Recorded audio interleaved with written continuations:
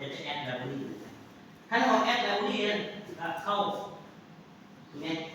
เนาะแล้วก็มีเมนูเนาะ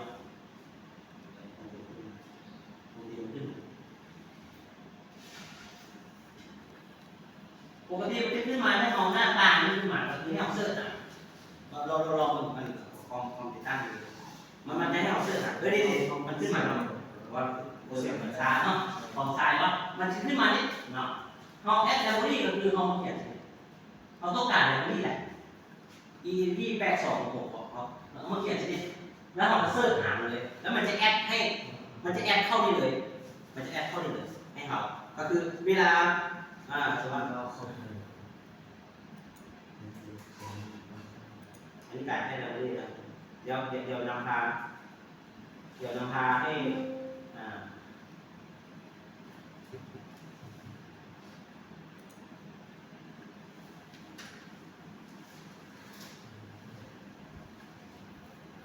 ตัวนี้เป็นซื้อของบอร์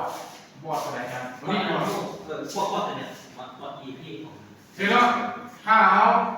ตัวนี้มันโบได้ใช้ตัวนี้เสมอไปบางทีอาจจะใช้ยี่ห้ออื่นหรือว่า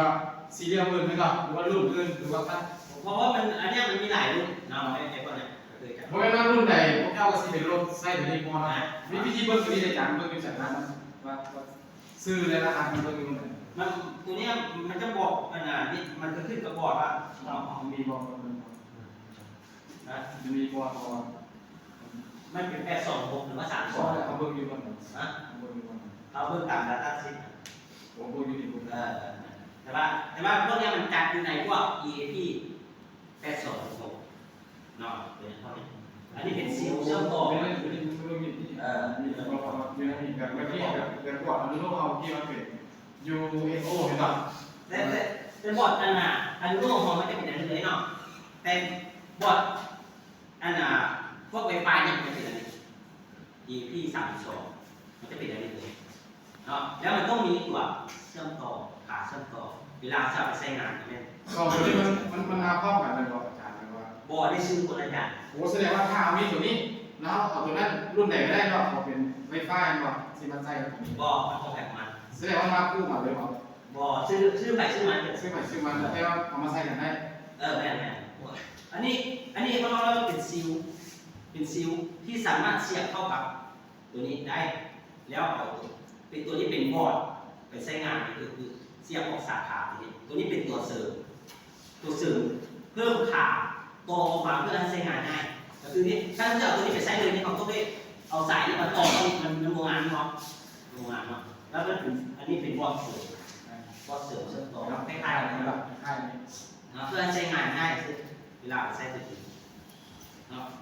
อันนี้เป็นบอร์ดเสริมตัวนี้ถ้าซื้อตัวนี้ก็ได้ซื้อตัวนี้มาหรือว่าเจ้าตัวนี้ไปใช้เลยแต่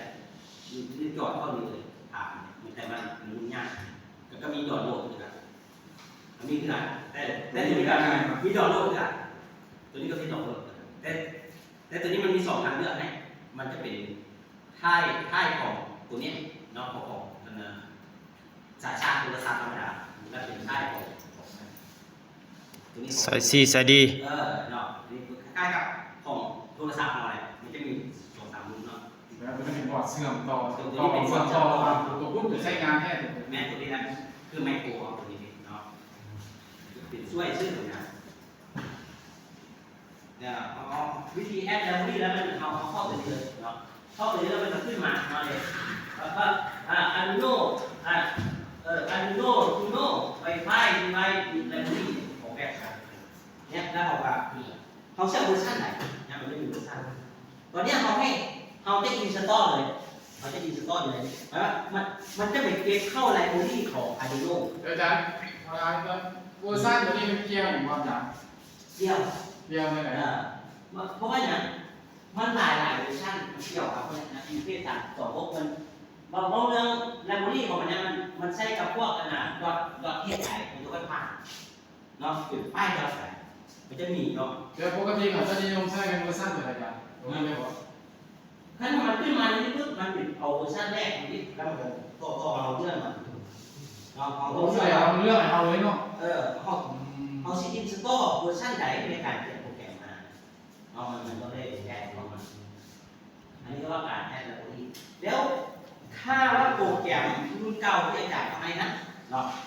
มันต้องได้ไปเพิ่มไลบรารีอยู่ตัวเขาติดตั้งเนาะก็เป็นตัวนี้ได้เราจะเข้าฟองซี่